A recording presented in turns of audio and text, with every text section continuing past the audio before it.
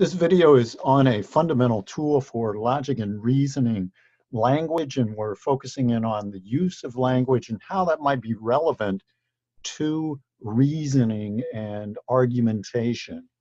If you are taking Philosophy 140, this is related to Unit 1, Section B, and this is the first part.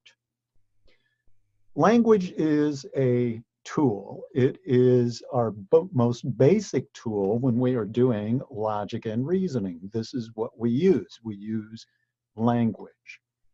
And if you think about it, language is quite mysterious. On the one hand, a 2-year-old human can use it, but an 8-year-old dog cannot. Now, some people may argue about that, and I understand taking different viewpoints. The reason I say a dog cannot is partly because it appears to me and many others that dogs have learned behaviors, stimuli and response, much like an echo device. You can talk to it and it'll respond in certain ways as if it understood language, but of course an echo device does not use language as we do. The same is true for a dog.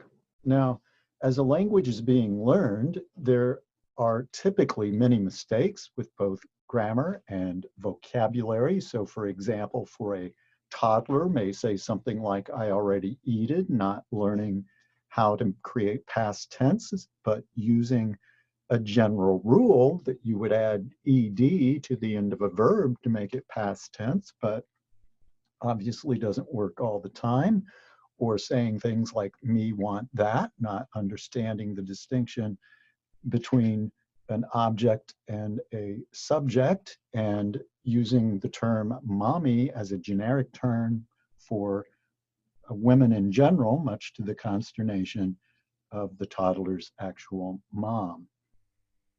Now, somehow, with time, general rules are learned without explicit instruction, and sounds acquire meaning, which is interesting and mysterious in itself. The sounds that are being made somehow relate to what exists in the world. Now, there are some problems that we want to focus on in this video. One of the problems with language is ambiguity. Ambiguity occurs when a word or a phrase or a sentence or maybe even a whole full paragraph or longer passage has two or more distinct meanings. Often the terms ambiguity and vagueness are conflated. Ambiguity means there are two or more distinct meanings. So ambiguity is an important part of human language for good and for bad. Ambiguity makes double entendre possible, if you know what I mean. And ambiguity is an important part of rich literature throughout history. So for example, this is a scene from Hamlet, scene 5, act 1, where we have the clowns who are the grave diggers who are preparing Ophelia's grave, and Hamlet comes across them and is concerned that this might be a grave for Ophelia.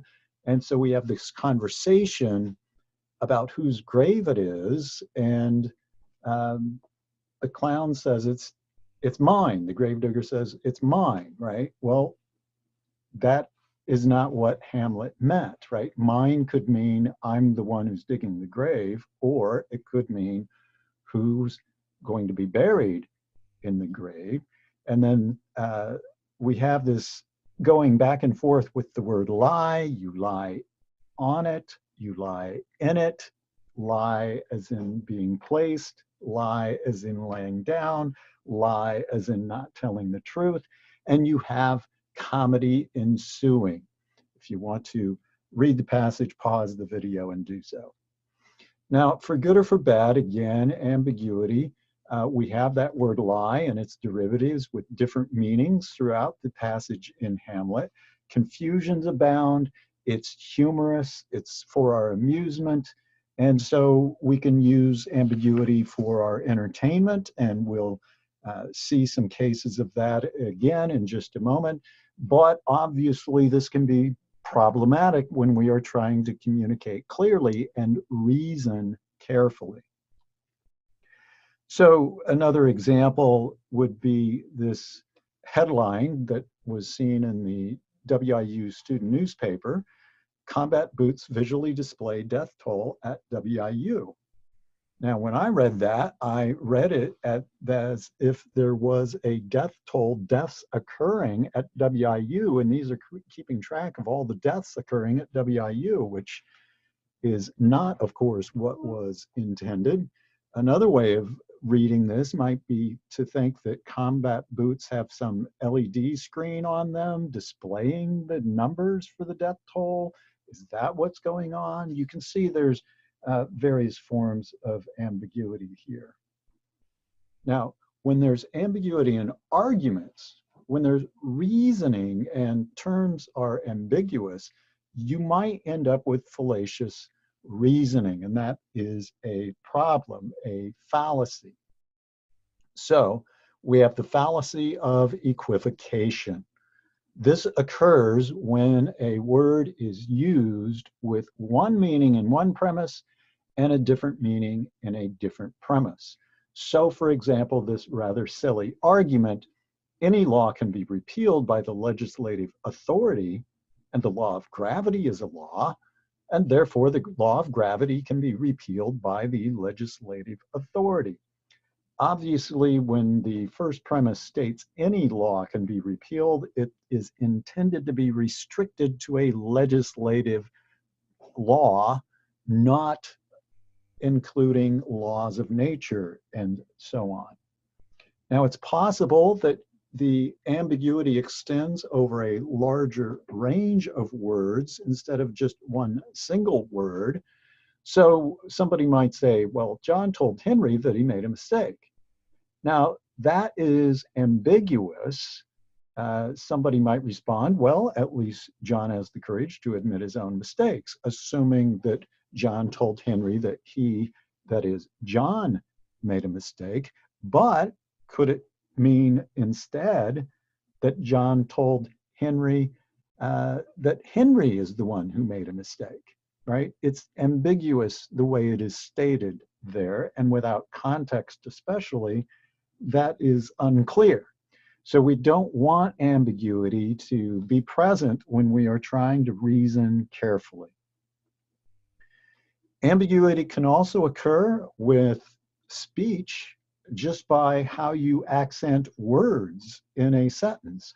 So, for example, the sentence, "I didn't say she stole the money," seems to imply that one may have said things that implied that she stole the money.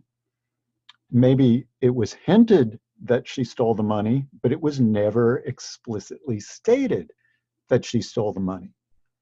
Versus if you said it this way, "I didn't say she stole the money," which might mean that maybe she came across the money by some unsavory means. Maybe somebody else stole it and she knowingly took it, where you didn't actually say that she stole the money, but you are saying that she did something unsavory with her means of acquiring the money. And you could see how some sentences, it just depends on how you place the accent. Maybe you accent money. "I didn't say she stole the money," where it might mean that she stole something else and then sold it and acquired money as a result of that.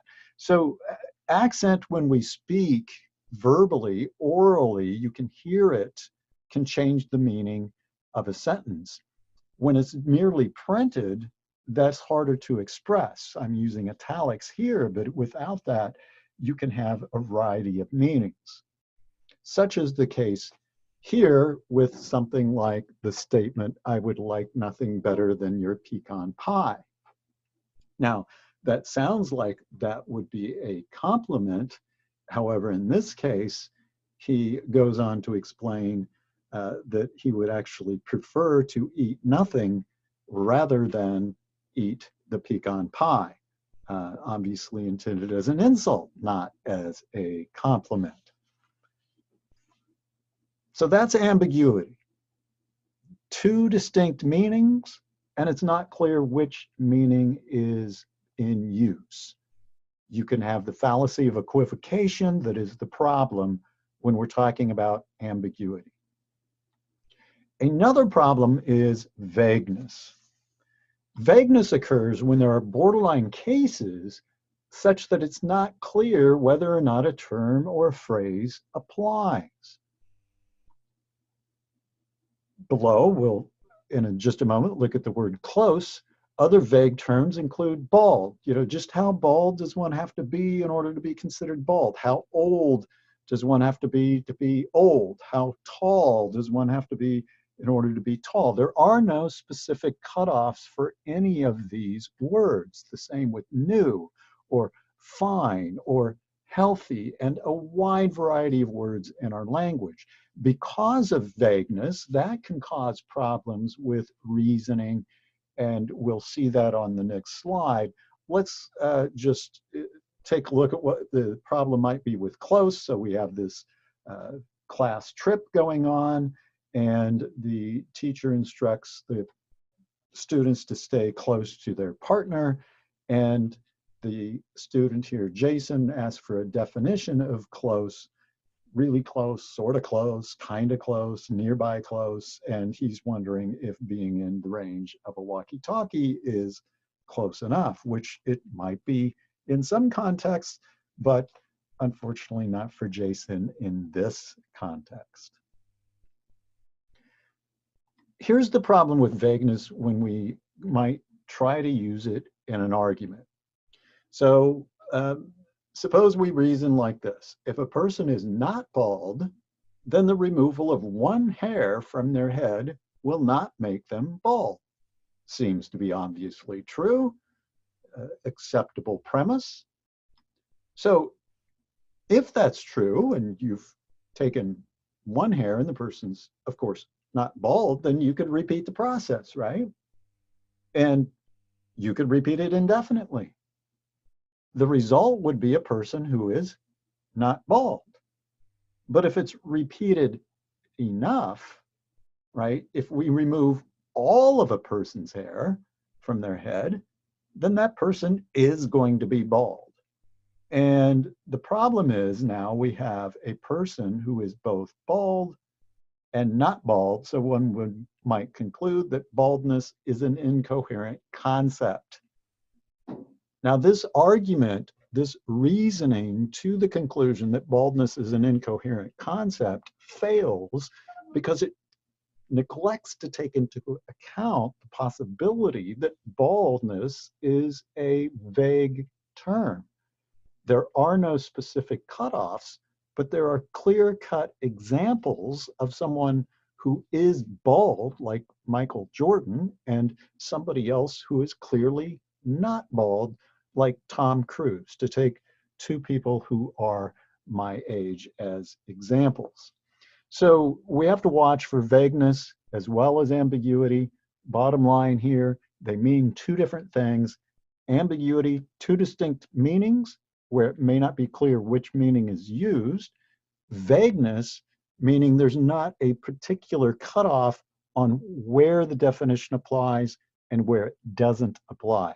But with vagueness, that doesn't mean that vague terms are not useful in our language.